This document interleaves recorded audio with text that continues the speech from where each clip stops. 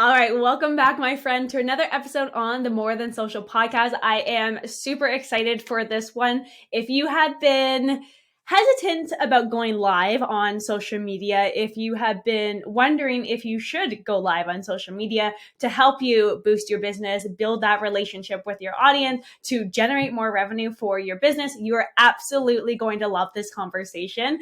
I had a special guest, Ashley Ann from the United States. She is joining us talking all about how do you actually profit within your business using live streaming. So she gave a lot of tips in here. So I'm super inspired. So I know you're going to be super inspired to go live. And we even touched on different structures that you can do to really maximize the impact that you have with your live streaming. So with further ado, let's bring on Ashley Ann. I am super excited and enjoy the episode. And if you have any questions throughout it, feel free to DM me. I'm happy to answer anything that you need to know regarding live streaming. If I can't answer it, I will definitely shoot you towards Ashley. All right, let's get right into it. Hey, Ashley, welcome to the podcast, the More Than Social podcast. Thank you so much for having me. Excited to be here today. Of course, I'm so excited to dive into the topic that we're going to talk about today. I know that we can talk about a million different things about social media, the online world, building a business online, but I really want to focus on live streaming because I know you've had a lot of success within your business doing live streaming for your business. But before we dive into the actual content, why don't you give our listeners a little insight of who you are, where you're from, what you do, even how you got into your business in the first place? Yeah, so hey y'all, hey, my name is Ashley Ann. I'm actually one of the top social media strategists in the country. I've helped over 800 people create six-figure incomes. Over 170 of my clients have done $1 million within 12 months. I have 4 clients right now that currently earn over $10 million a year, and I have 12 that have had $1 million months. So I love everything about helping people get paid to do things that they like to do or that they feel like they're called to do. And I specialize in the areas when it comes to social media and digital marketing and content creation. So that's pretty much what I do. And I got started because I have a very successful event design and production company. It's called Events by Ashley Ann, which if you go look for me on Instagram, I got to make a new page. My page got hacked and they're holding it for ransom right now. Like, page got hacked yesterday. They're holding it for ransom. I'm not going to pay them. I'm just going to build a new page. But anyway, wow.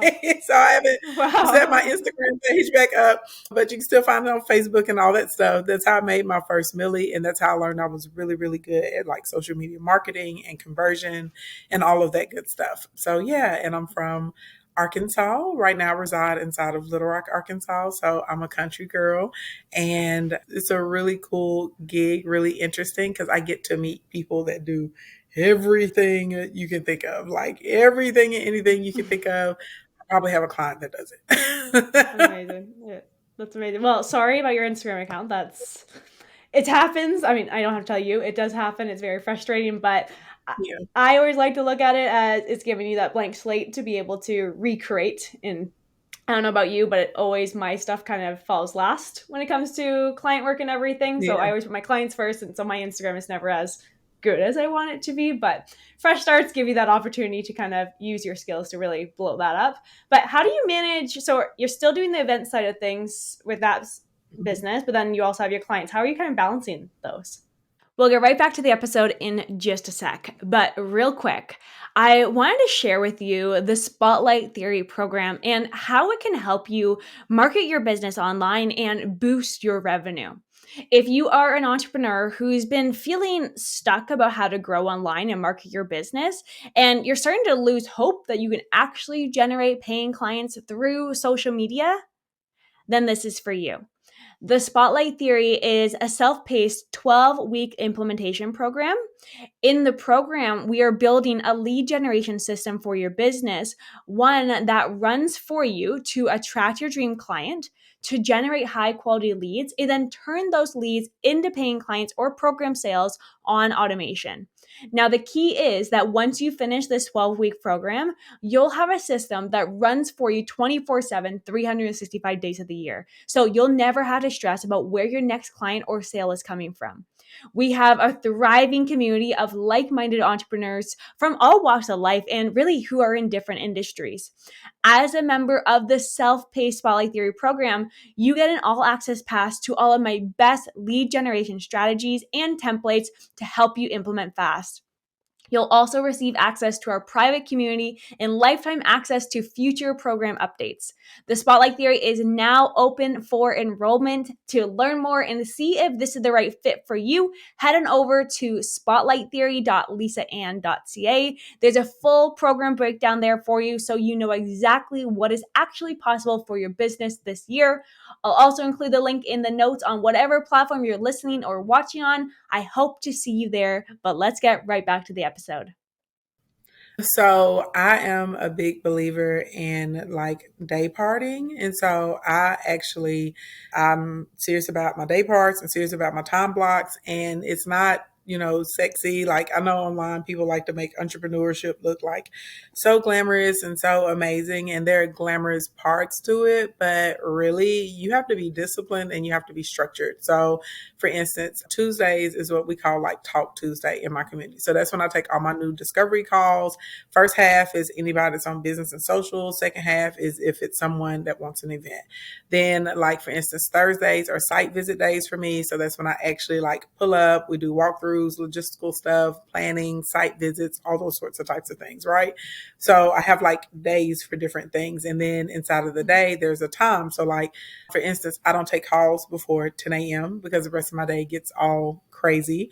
Then whenever like we're in the inbox. So I try and respond to at least 500 people a day. That's my minimum. So I may have from 10 o'clock to 11:30. That's literally, I'm just in the DMs, right? Timer goes off. All right, time to get out of the DMs. Then from 11:30 to 12:30, let's respond to emails. All right. Then from 12:30, to a 2:30 block. That's when I'll take like podcasts or interviews or stuff like that. Then, from 2:30 to 3:30, okay, let's have like a little lunch break or catch up with the hubby or whatever it is I'm doing. Then maybe from like 3:30 to 4:30, it's time to go back into the inbox, finish up any type of calls, like literally the scheduling the day like that. Like there's a time and there's an allotted amount of time for everything. And it allows me to be very productive. And then I also have a team. So when I started, I didn't have a team. I was like a one woman show. But as the business developed, I put people in other places. So I looked and I was like, what are the activities in the company that I have to do that someone else cannot do for me? That's normally like in that 20%. The 80%, I could teach other people how to do them. So even though I'm responding to 500 comments a day, we try and respond to like at least 5,000 comments a day. So I need other people to help me with that.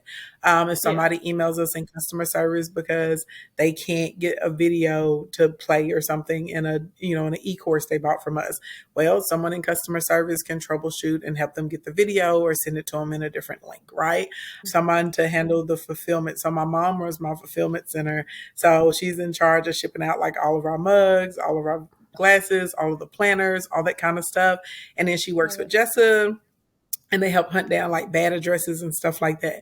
I love automation, but you still need the human touch in your business. So once you get so far, right, and you're like, okay, the company's growing, let me get somebody else in here in these places, then, you start building your team. So I have my day parting and my time blocking, and then I have people that are assigned to specific tasks to make sure that the ship keeps going. Amazing. I love how you said like everyone tries to make entrepreneurship look glamorous. Yes, there's benefits for sure. I love it, but it's Yeah. the dedication. Like you said, you have to have that structure. If you're gonna feel lazy one day, you just don't want to work. Sure, that can happen, but your business isn't gonna get to that spot that you want it to be at. So definitely having that structure. Mhm. Love how you block out your days, having specific days to do different things, but also having that structure inside those days of what you're actually going to accomplish. Because I mean, I understand from the automation side of things. I'm big on automation. I love it. But that automation doesn't mean that you never have to work again. It just means that you Yeah. have systems and processes in place to help you get things done quicker, but you still need to, one, run your business. And like you said, two, have that human touch. So love that. And I love how you broke all that down. I hate this thing that you see on social media where people are just like, yeah, you're going to run a completely automated business and you can just go hang out at the beach all day. Like, it's just, Yeah. you're going to have a whole automated mess and you're Yeah. going to be Yeah. bankrupt. You're gonna be living on the Yeah. beach. No. And it's like there's such a misconception out there with automation, I find. And even like, so I run Facebook and Instagram advertising, and some people are like, okay, so I'm going to place an ad and I'm going to make millions tomorrow, right? And it's like, well, Yeah. no, that, yes, that's our goal. We want you to make millions, but it doesn't happen overnight. It's not just a click of a button, magical, now you're rich. It's like there's still things you got to do. So there's so many misconceptions, I'll say that, out there with the online Yeah, world.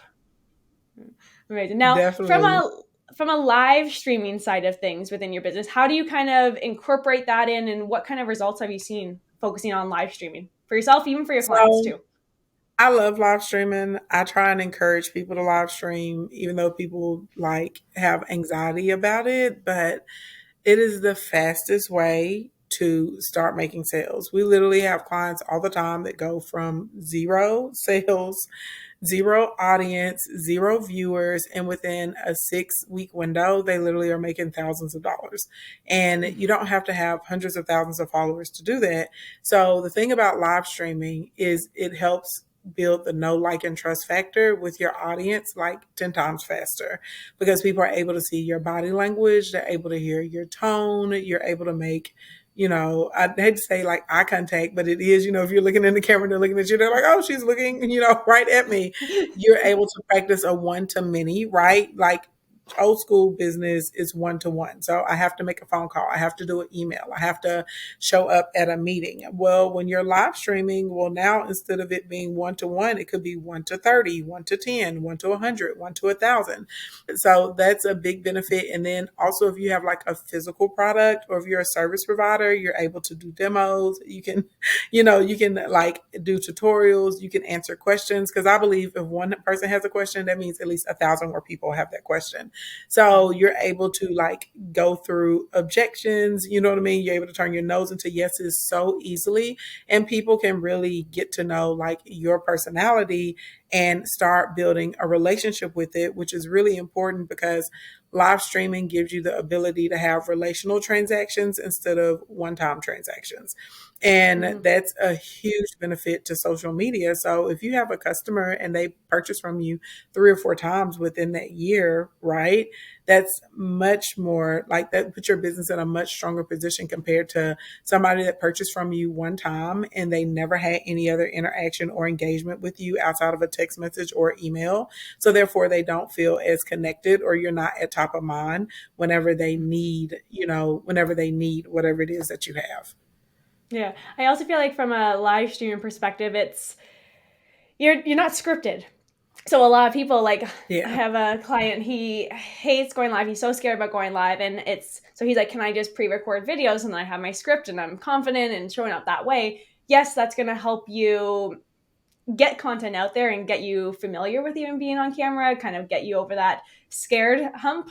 But when you're actually live, it's not scripted, so people can literally see how you're hanging Mm-hmm. out, and it's like they're hanging out with you. If you're hanging out with someone in person, you're not going to be like, oh wait, let me read my notes first before I actually explain this. It's like you get that personality. So I feel like a lot of people are so scared to go on camera, and I get it. It's hard. The first time I went live, I did it by accident actually. It was right when Lives came out, and I remember I was lying in Mexico and I was reading a book, and I happened to press the button, and I was like, oh, what's this? All of a sudden, it starts to count down, and I'm like, oh, what's happening?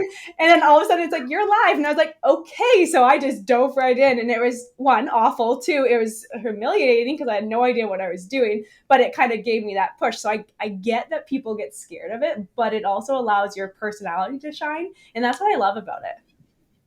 Yeah, like my first live, I think everybody's first live stream is awful.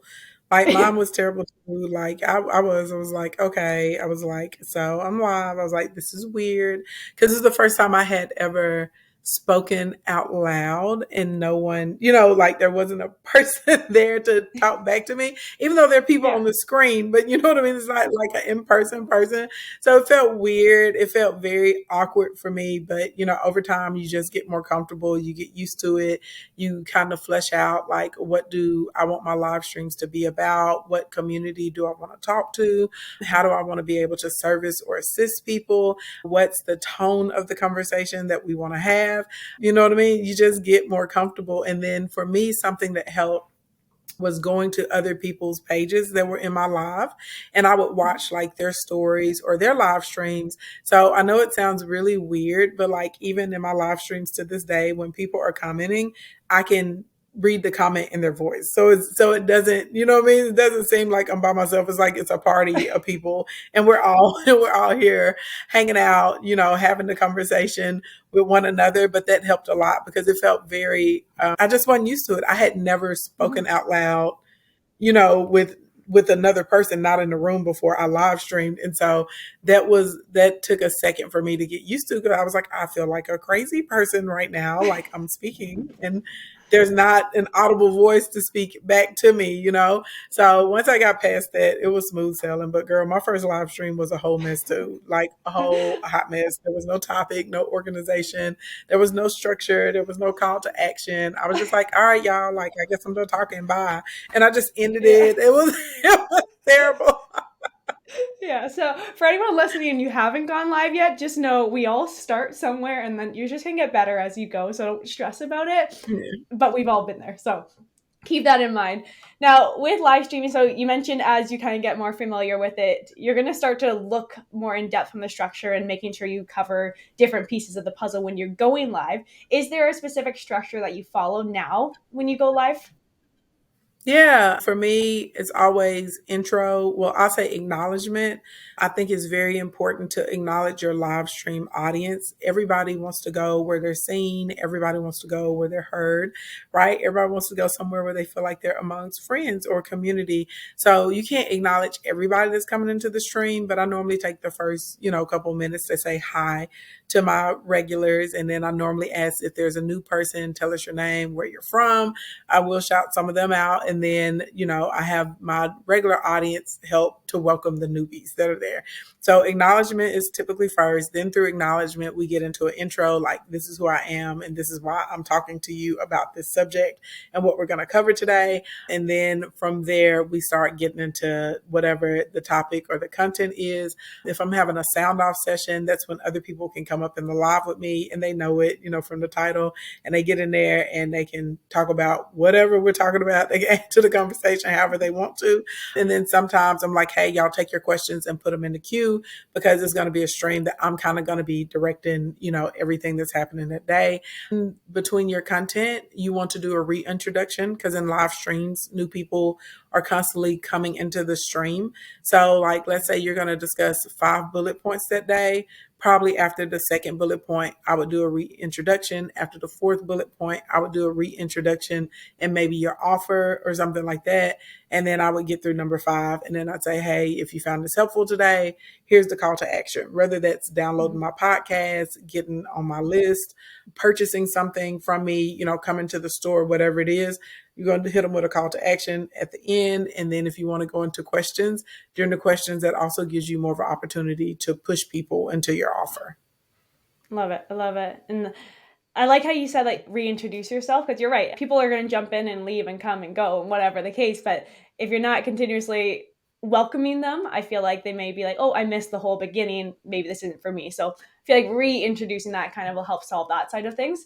Now, what about a Yeah. platform specific for live streaming? Have you found a certain platform online works better than others, or what's kind of like the rule of thumb with platforms? No, like live stream is, if it's a platform that has live streaming, once you start live streaming, you're going to see your platform grow really quickly. Mm-hmm. It does not matter if it is TikTok or Facebook or Instagram or LinkedIn. It does not matter. It doesn't matter if it's live.me. It doesn't matter. It doesn't matter. If you are live streaming, your audience is going to grow, period. I think it's more about just figuring out how you want to connect with your audience. So like for instance, if my audience sees me in my office, they know that we're more on business stuff, right? If they see me, sitting on the floor in front of the couches, they know we're probably going to have a chill scope and we're going to talk about dating or relationships or what they're cooking for Thanksgiving or what, whatever. Like we're just downtime, right? If they come in and they see both of the chairs set up, they know I got a special guest. So I think it's really more about cultivating an experience for people, Mm-hmm. so that way they know what they're getting from you. And really, I don't think a lot of people think about this, but I think you do need to have a goal of how you want people to feel. You know what I mean? Mhm. So like when I'm going through business stuff, I want people to be entertained because business is not typically that exciting. I want them to feel empowered. Like I can go out and I can take these steps because she broke it down into small pieces for me. And I want them to feel motivated, right? So that's my whole thing. So all of my conversation, even the way I deliver the content, I want to make sure that it's relatable and I'm not intimidating people, right? So I don't get on my streams. Like you'll see some people and they're like, we're here to talk about business. And they got on a suit and they got a tie and they got, like a laser pointer and all this stuff, and more power to them. But for a lot of people, that's intimidating. I'm here to help the average person that, maybe has some self doubt because they're like, well, I don't have, a master's degree, or I don't have 20 years in business experience, or, someone that's just counting themselves out whenever they really are prepared and they do have everything that they need to get out. No, I'm like, hey, I'm sitting here in my house talking to you, making millions of dollars through the live stream. You can sit in your house and make millions of dollars too. You know what I mean? Like, let's set it up. You don't have to have a full blown studio. You don't have to have teleprompters. You don't need, a producer to produce your show for you. Like, let me show you how to use these tools where you can do it on your own. So, and everybody has their niche, right? But for me, I need my audience to be comfortable. I need them to not be intimidated. You know what I mean? When they come in the space, I need them to feel like they're amongst friends. So I think when you're live streaming, it doesn't really matter the platform. I just think it matters more of the experience that you're creating for your audience. Love it. I love it. And I love that you said that sometimes you will do the business talk, but sometimes you're just chilling on the couch. So that kind of brings up a thought of what should people actually live stream about? If they have a business, it doesn't always have to be about business. So how do you Yeah. know kind of what other topics to throw in there? So I tell people to follow the 80-20 rule. 80% of your content should revolve around your core offer. So whatever that core offer is, whether it's a book or a podcast, or you're selling, body butters or scrubs that you're making from scratch. Okay. Just whatever it is. If you're a service provider, right? I have the event design and I have the social media agency, right? Like just 80%. And so anytime you can answer for people how to do something is always a good topic. If you can share with them like the ingredients or the supplies and information about that, always a good topic. If you can talk to people about why they're not getting results and how to shift it so they can get a positive result, always a great topic on the business side. If we can talk about what's happening in the industry or what's happening in the news or with politics and how that's going to directly affect your audience or impact them, always a good topic. I like to call that interpretation because what I've found out over the years, a lot of people don't really understand what things mean for them in their day-to-day life. And they're just like, but they really don't know. So if you can create an environment where people don't feel ashamed to ask questions, always. So do interpretations like, hey, you saw Jerome Powell talking about this from the Treasury today. Well, this is what he was really saying, and this is how it's going to affect you every day. So, for instance, I talk to small business owners. So I'm going to say, if you're a small business owner, I think it's time to do XYZ element of P. So if you can do an interpretation with some suggestions, always like really great live stream topics. Also, tapping into how people feel. So, like, what are the common stages? Do people feel challenged? Do they feel discouraged? Do they feel excited? Do you feel overwhelmed? What things are they feeling overwhelmed or excited about? And saying, like, hey, I've been there too. And when I was going through that, this is what happened to me, or this is what I did. And, this is what you can do to be able to progress past that. Story times, because people love a good tea. Okay. They want the tea about whatever it is. So if you got a story time related to your business, especially one of your fails or your mistakes, and that again gives you the opportunity to say, this is why I'm an expert in this, or knowledgeable in this, or I'm a resource. And then on the social side, on that 20%, I would tell people to make a list of what you're comfortable sharing, and that's what you can broadcast about. So like me, I'm a pretty transparent person, but some people are very, very private, and they're like, I don't want to share everything. So if you only want to, like, on your personal side, if you only want to talk about like your dog, and cooking, or what type of coffee you're having, then that's fine. And that's what you share, right? For me, with my marriage, a lot of people, I recently got married and they're like, oh, are you guys going to have a couples channel now? And I was like, no. I was like, I don't do that. I was like, I don't want to invite other people into my relationship like that. We have a really good relationship. We're really happy, and I want to keep it that way. I've seen people have these relationship channels, and it's literally like the demise of their relationship because you have to court a public opinion in there. And I'm like, no, we're really happy. Every now and then Corey will make an appearance, maybe like in a travel vlog or when we're talking about real estate or something. But even for like a few months when we were dating and we had become official, I didn't tell anybody. Like, it was like a whole serious conversation. I had to get them prepped for like online and people being in this business. All that stuff, Yeah. especially on Instagram. I have over 1 million followers. I was like, it's way more of them than it is of us. So I was like, you got to be ready for how this works. And then when he popped up, everybody's like, oh, they're like, y'all are going to get married, which, I mean, they were right. But I felt very differently about him. But all of the men that I dated before, I never would post them, not even in the stories. I never would tag them. If they would comment on my pictures, I wouldn't even respond to their comments because for me, I wanted to be able to keep my romantic relationships, you know what I mean, to myself. Yeah. Like, I would have Yeah. streams where I would talk about dates I had been on and stuff like that, but I never wanted to share that. So it's okay. I'm telling y'all, because some people think you have to share everything online. You don't have to share everything online. You're allowed to say, this is something I want to keep close to my heart. This is something that I value, and I just want to keep it to myself. If I have like health issues and stuff like that, I normally don't share it to after I've overcome it because I don't want, the other stuff that Yeah. comes Yeah. from it.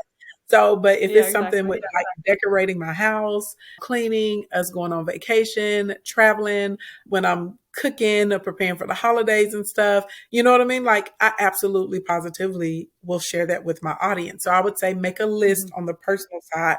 What are you comfortable sharing? Right. And so Mhm. now you got your 80% of content on the that's related to your core offer. And then you got the 20% that allows you to be able to build a relationship. And so people, because it is social media, so you got to socialize in there. Okay. So Yeah. people are like, okay, I can relate to him or her, and I like them because of X, Y, and Z. And people feel comfortable with you because they're like, okay, this is Lisa is my friend. You know what I'm saying? Ashley Ann is Yeah. my cousin. Like that, you want them to feel that way. And so you do have to have that part in there. There has to be a little bit of like your actual personality. Yeah. Yeah. And I always like to say, what you would tell a stranger on an airplane kind of also help you decide what you would tell your social media followers. Oh, girl, I don't know because people tell me wild stuff on planes. I just have like a trusting face or trusting energy or something. People just sit up and people just open up to me about everything. But that's like everywhere in my life. Like, no matter where I go, people, they're like, what do you think? And I'm like, why are you telling me all this?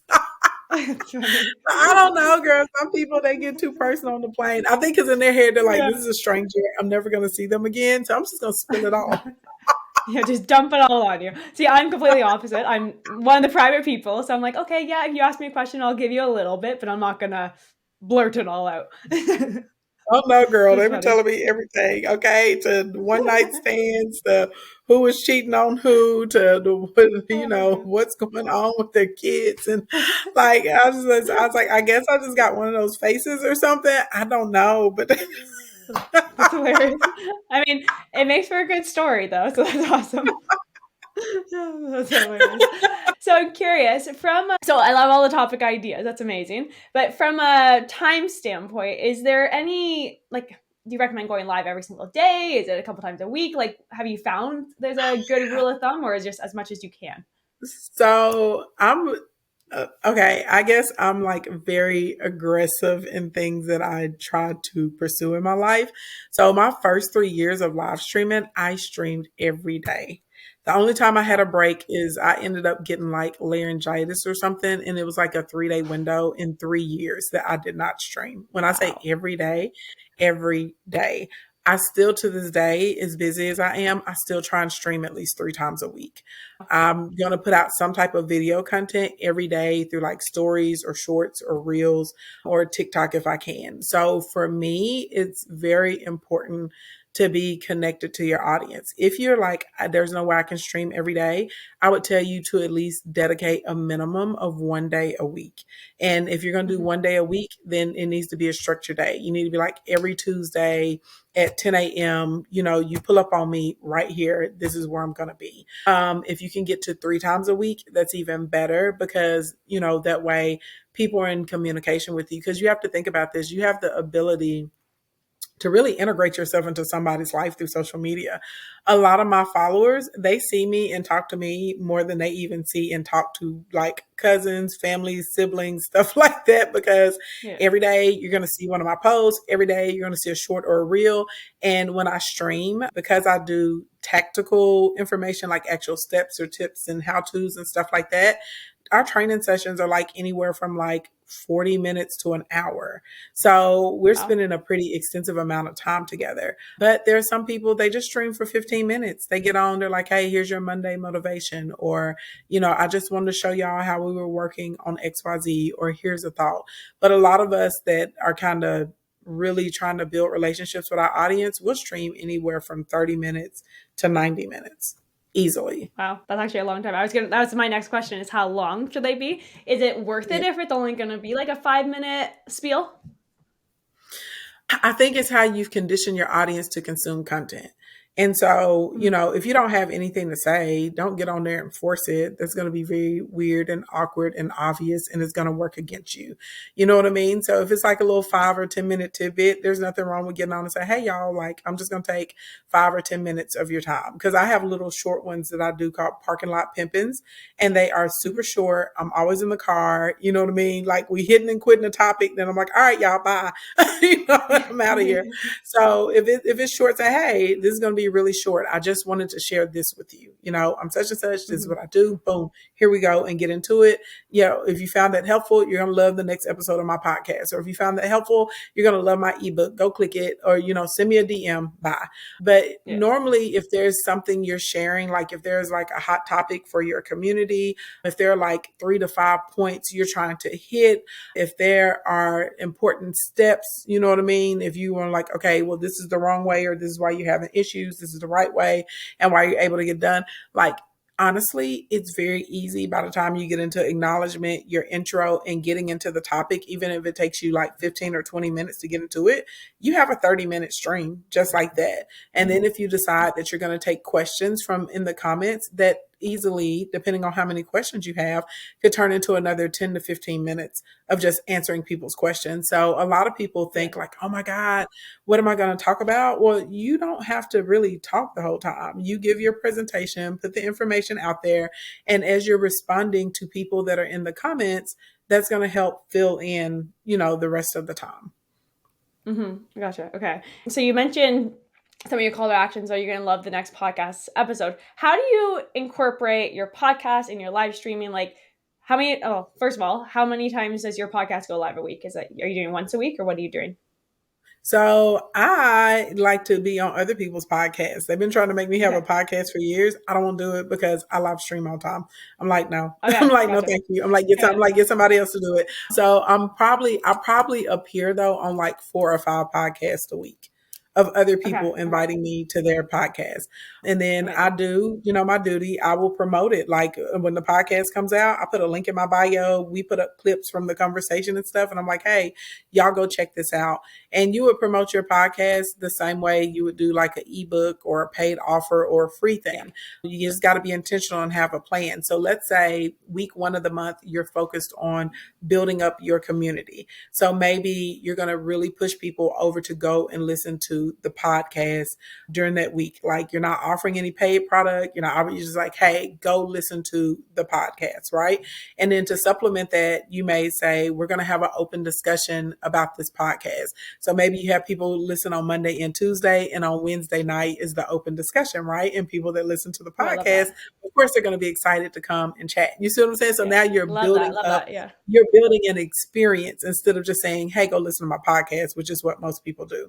Then now, let's say, now we got the opportunity to make an offer, because maybe in your podcast, like we're going to use today, for example, we're talking about live streaming. So maybe you have like a live stream cap. I have a course that's called Live Stream to Profit Stream, right?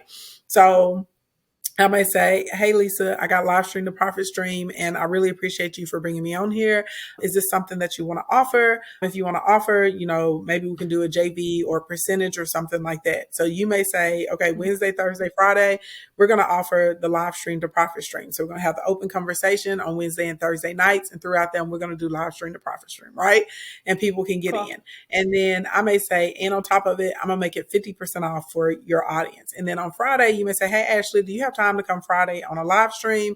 And me and you can have like an open conversation about live streaming. We can answer some questions that our initial podcast prompted to people, blah, blah, blah, blah, blah. And boom, bada boom, bada bang, we can get it done. Does that make sense? So like Love it. creating I an love it. experience. So most people are just like, oh, just listen to my podcast. But if you have like a plan, especially if you're a smaller podcast or a newer podcast, that's how you start the process of monetizing podcasts. FYI, nobody asked me, but that's free game for you guys that are listening, because a lot of times, if your podcast doesn't have a certain amount of audience, you may have a hard time selling ads or getting big sponsors. They come eventually, but those people come with numbers. But if you're really passionate about what you're doing, you got to find a way to make some money, you know what I mean, in between now and Yeah. then, right? So then you Yeah. may get to Yeah. the second week and you be like, okay, you guys, we got another podcast episode. Go and listen. And in this week's podcast, we're going to be talking about, how to build your confidence to start live streaming or to start your own podcast. And maybe you have a podcast and package. So you're going to give the tips. You're going to say, y'all make sure you go listen. Wednesday night, we're going to have our open discussion about it. And then that week, you're going to promote your own product, right? Does that make sense? And then like the Yeah. next week, you may come on and you may say, okay, I'm just going to live stream Tuesday and Thursday this week. And we're going to be focused on time management skills or something like that. And maybe you got a journal or planner you want to promote to people. So literally, you're always going to position your live streams around the offer. And that offer can Love it. float. So I always teach my clients, like, you're going to plot out your month. So you may have one offer you're focused on all month, or you may have like one offer for the first 2 weeks of the month, a second offer for the second 2 weeks. Or in the example I just gave, offer one, I'm going to push this program so I can get, the affiliate, because it's a way for me to make money for my channel. Because maybe you're at a point where you have like, I don't know, maybe like 50 listeners or 100 listeners or something like that a week. Well, if 3 of those people buy, you probably just made yourself a few $100, right? Or maybe even $1,000 or $2,000.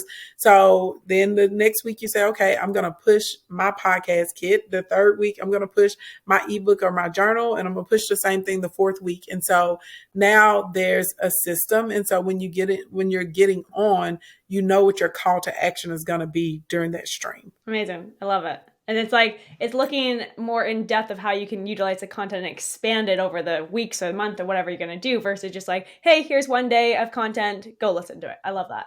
Yeah. And that's what most people think. They're like, well, I already posted it. And I'm like, okay, but you posted it that one time. Everybody didn't see it, especially when you post on social media. Only 7% of your audience even saw what you posted. And that's if you're lucky, if you haven't gotten suspended or shadow banned or whatever else could happen. So like I tell people for the same, offer or call to action or whatever the conversion is you're trying to have, you need to make like 12 or 13 pieces of content for that one thing. So that way you're pushing it. So like if I have a receipt or a testimonial, I realized a few years ago, whether I give people 60 new testimonials of clients or if I give them one, I still was making the same amount of sales. So what I did is I was like, well, instead of exhausting myself with all of these interviews and stuff, and we still do interviews for the testimonials, but instead I'll take one now and I'll post the initial screenshot from the client. Then the next time I may post it with like a video and I may show, the receipt and me doing some explanation. Then the next time I may do like a picture of the client. I may, put it like in a carousel or something like that. Same receipt, but like there are all these people that still haven't seen it. So literally using that to carry across. And it's the same thing with any of your content. You can take a live stream, you can turn a live stream into a blog post. You can turn the live stream into sound bites. You can turn the live stream, if it's a really, really good live stream with helpful information, you can divide it down and turn it into little modules and write paragraphs and exercises and have your first mini course you can give to someone. You can take the same live stream. If it's a series, you can repackage it together and sell that live stream.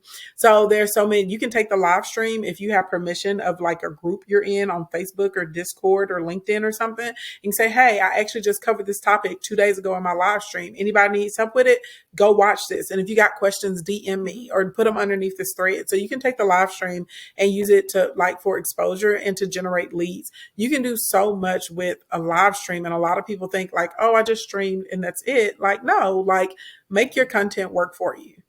Yeah, no, I love that. And I think you nailed on the head. It's like take that one piece of content, use it multiple times versus trying to reinvent the wheel all the time. I feel like everyone's always like, oh, new, new, new, new, new. But it's like if you have that one piece of content that you know was extremely effective at least that one time, then it's gonna be effective the 15 other times that you use it. It's just hitting on the different Mm-hmm. people in different ways, which is that's marketing. You're saying the same thing over and over and over again, just in a different way. Yeah. Now, so when someone goes live, do you ever recommend going live on multiple platforms at once, or do you focus specifically on the individual platforms? Like I know there's programs out there that you can live stream on multiple. Yeah. I love simulcasting. I'm a big fan. Like, why overwork yourself? Like, if you can go live on 5 different platforms at once, do it. As long as you are comfortable, you know what I mean? Like with that pace. So when you're first starting, I may say just start with one platform. I wouldn't tell somebody to start off and be like, yeah, go live at 4 places at one time. That's that's a bit much. But when you just start, pick your platform, your favorite one, go live there. Maybe you'll do 2 days a week on one platform, 2 days a week or something on another. But as you get more comfortable, I absolutely positively am an advocate for simulcasting. Before they even created these softwares where you could go live on a bunch of platforms at once, I just had a bunch of different devices. And so I literally back in the day would be live on like Periscope and Instagram and Facebook all at the same time. And Periscope would be on my iPad and like Facebook would be on my laptop and Periscope would be on my phone. And I would have like all of them propped up and I'd be like, yeah, I'd be like, if y'all see me looking around, it's because I'm on different devices, right? And that was before though they started creating softwares that would allow you, you know what I mean, to just I can look right here in one camera and I can stream now on Facebook and YouTube and Instagram and you know what I mean? And maybe put my tablet back here because you still got to stream separately on TikTok. But before then, yeah, girl, I'd have all my devices up and I'd just be going. I'd be like, all right, we finished the live stream for the day. What's next? I've been there. It's kind of awkward where you're like looking this way, you're looking this way, but I mean, we had to do that Yeah. in the past. Yeah, What that's what we program had do to you do use back in the now? day. Yeah. StreamYard is really nice and IO is really, really great too. I feel like it's like very user friendly. Like you don't really have to have any tech skills to be able to get in there and figure out StreamYard. Like, I mean, you literally need no technical ability. Like it prompts you and guides you through everything. It's like connect your YouTube, connect your Facebook, connect your LinkedIn. It's like connect a group. And then like literally click which ones you want to stream on with little pictures. Click, click, click. Like so I like Yeah. it because I feel like it's Amazing. really I feel like it's really user friendly, even if you want to give a presentation, if you want to have multiple people on the screen at one time. I just think it's really easy to use and it's not intimidating. Now, with that one, if you're going live with someone else, so let's say that we did a live together, can you stream with other people on StreamYard, or do you have to be on an individual platform to do that? You can stream with other people, but I think IO is better, like where you can like plug in so it casts to all of y'all's at one time. Okay. I was asking that personally for me because I'm thinking, Yeah. okay, Ashley, yeah, we have to go live and do this live stream after this podcast episode goes live. So look out for our content because we'll clearly follow that structure that you just put in place. But honestly, you gave Moving. a lot of tips here. So thank you so much. I greatly appreciate it.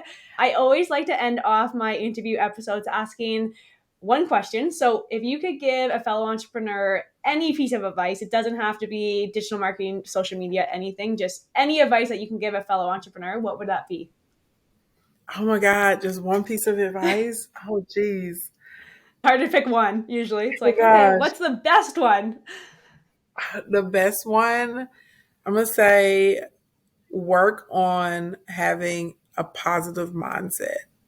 And, you know, I'm not talking about just saying affirmations to yourself because people feel like if they have a vision board and affirmations, they're like, oh, yeah, I have positive mindset. I'm manifesting. Like, no, like literally start studying the behaviors of people that you aspire to be like and aspire like how they like study how they educate themselves, study the areas they educate themselves in, look at their morning routines, pay attention to, what do they do to stay motivated? Is it spirituality? Is it song? Is it dance? Do they ground?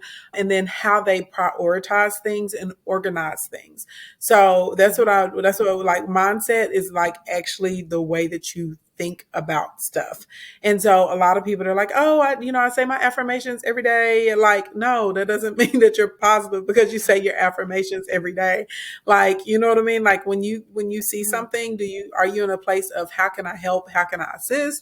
Or are you approaching situations with what can I get from this? You know what I'm saying? Like, Yeah. what can you do for me? Because a lot of us people that are super successful and happy, and let me be clear, I don't define success as money. There's so many people that have money and they have fame and they have whatever they want and they are miserable. They are not happy humans. Success to me is if you have gotten to a place where you have, like, you're financially stable, you are at peace, you have very very valuable and strong relationships, and I'm talking about any type of relationship, familiar, romantic, friendship, collegiate, whatever, like, but you have strong relationships, and you're finding yourself in mutually beneficial relationships, not relationships where you're the Mhm. only giver. When you're like really happy, like you wake up every day and you're like, man, I am blessed to be on the planet Earth. Today is another good day. Even if I have a challenge, I'm still happy. I'm in a good place.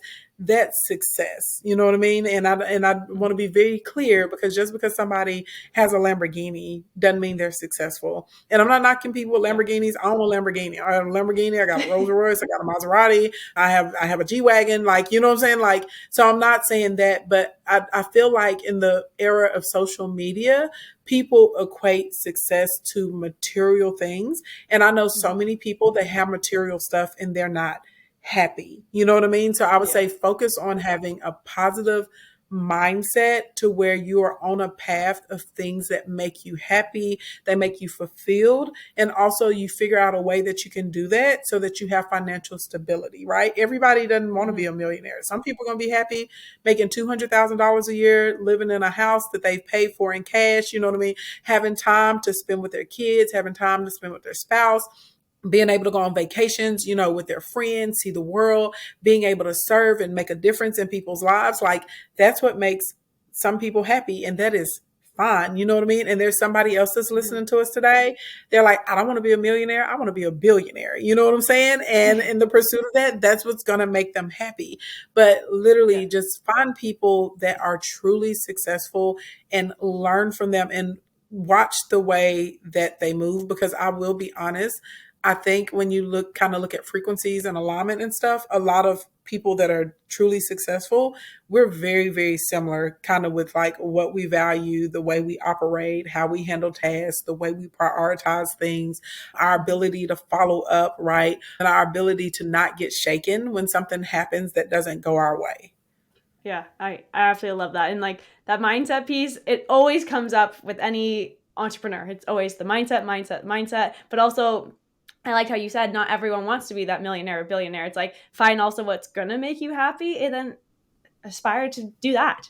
You don't have to Yeah. continuously reach for those massive materialistic goals if you that's not what you want. But if it is what you want, Yeah. then you can also reach it and you can go for it. It's just a matter of surrounding yourself with the same people too. I find that helps too. Oh yeah, and you have to figure out what that looks like for you. Like for me, I've Mhm. decided unless there's another way I'm gonna do it, probably through like stocks and trading or whatever. But I have no desire. And when I was younger, I was like, oh, I'm gonna build this up to a company that does $50 million a year. I have the opportunity to do that, and I don't want it. I Yeah, don't yeah. want to do the time requirement it's gonna take for me to do that. I don't have a desire to do that. You know what I mean? Like, and I'm Mhm. just talking to y'all. This is me personally. Like, personally, right now, I'm ready to start having some kids. You know what I mean? I want to be an active mother in my children's lives. I don't want them to, have a greater attachment to the nanny than they do to me. I want to be able Mhm. to, go to my cousin's birthday parties and get-togethers and game nights and stuff like that. Like, I'm not gonna lie and say I didn't have to sacrifice a lot of that to build up, you know what I mean, the business that I've built Mhm. now. So I'm like, okay, I want to be able to maintain. I want to be able to give my team like adequate bonuses and raises so they have a good quality of life.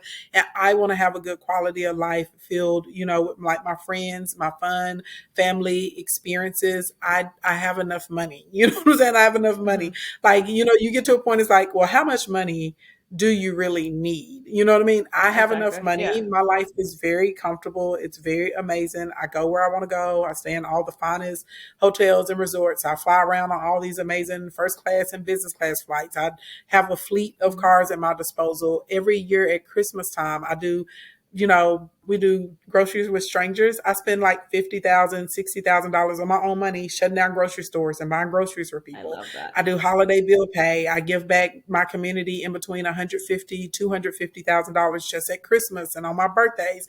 I'm buying people laptops. I purchase homes for people on the low. If there's political projects I believe in, you know what I mean? I'm getting people bailed out of Mhm. jail that are like nonviolent protesters and stuff. So it's like I have the money to be able to do good and impact my community in ways that I want to. And it's like you get to a point though, you know, and this is not everybody, but for me, I'm like, yeah, I literally know what I need to do to make my business earn $50 million a year. But I look back Mhm. at my life, like my work structure, when I was making like $3 to $5 million a year, I only worked 4 hours a day. I had figured out how to Mhm. make $5 million a year working 4 hours a day. You know what I'm saying? So I'm looking at that. Yeah. I'm like, maybe I want to go back to that. You know what I'm saying? Like, very comfortable life, very happy, doing quite well, and I was still able to impact. You know what I mean? My community and Mhm. people around me in a positive way to use my money for good stuff. But Yeah. like, okay, then you get to $10 million a year, then you get to $15 million a year, then you get to $20 million a year, and then you're like, okay, well, okay, now I'm working because I put this goal in my head of I want a company that generates $50 million a year, but at what expense, you know, do I have to take to get to this $50 million a year? You know what I'm saying? Absolutely. And Yeah, some absolutely. people And they may like say, go ahead. I was gonna say, when you're getting to that stage where you want to have a baby, I just had a baby, so I completely align with Oh, what you're saying. congratulations. It's thank you, thank you. It's the best thing in the world, and like honestly, having that business structure behind you that gives you the ability to be home with your child and be present and only work that 4 hours a day. It is the biggest blessing that you probably like. I know you realize it, but you're gonna realize it even more when you actually have the baby. Yeah, thank you. So yeah, so and that's something for everybody that's listening, you know, just do your best to figure out again what makes you happy. What's a happy life for you? Not what society tells you you should have, not what social media tells you you should have. And it's really easy to get caught up in like kind of like chasing the numbers or building like I'm going to build this as big as I can get it, but like why? You know what I'm saying? If that's Yeah, not your calling, it doesn't like it's fine. You don't have to. Nobody says you have to have a company that earns 50 millions or $100 million a year. You know what I mean? Nobody says you have to have a exactly. company that makes $100 million a year. I know people that have companies that make, you know, I'll say the company brings in somewhere between 400 and maybe 750 a year, and they're perfectly happy and they have the most amazing Mhm. lives and they have time freedom. You know what I mean? And they are living a great life. They may not leave the country 6, 7 times a year, but they're able to take their family on a vacation out the country maybe once a year, and then they go on 2 or 3 inside. Like it's like Mhm. y'all. I'm just saying, you figure out what makes you happy. What does that look like, and then start melding your mind to get to that. Absolutely amazing. I love all of that. So to end off today, why don't you tell us where people can listen to your live streams? Oh yeah, I'm at King Ashley Ann in these social media streets. YouTube, Instagram, Facebook, and TikTok are the primary social media platforms that I hang out on. I try to stream at least 3 times a week. So you guys want to join my Commas Club? It's 100% free. It's where I send notifications. You can text the word commas with the letter K, KOMMAS, and you can text that to 501-285-8966. That's 501 Amazing. 285 8966. I'm not going to ask for any credit card information or anything like that. But literally, whenever we're doing a training on anything from, you know, setting up your first custom link tree to, building out a structure for you on social media or coming up with your digital brand, you'll get alerted of the live streams and you can come on in if you feel like the information is relevant to you. Amazing. I love it. I will make sure to put all that in the show notes as well, so you guys will have that. But honestly, Ashley, thank you so much. You've given us so many great tips for live streaming. Pay attention to my social media. I'm probably going to go live now just because you've inspired me. So thank you so Yes. much. I need to make sure I have the notifications on so I can make sure I'm in there Yeah. when you're going live. Amazing, amazing. Well, thank you so much again. Like I said, you gave us a lot of great tips, guys. If you are listening, make sure to look out for Ashley on Instagram or any platform. The King Ashley Ann is her handle. Again, I will put that inside of the show notes for you. But again, thank you so much, Ashley. I greatly, greatly appreciate you. And it was fun to chat with you. Fun to chat as well. Bye, y'all.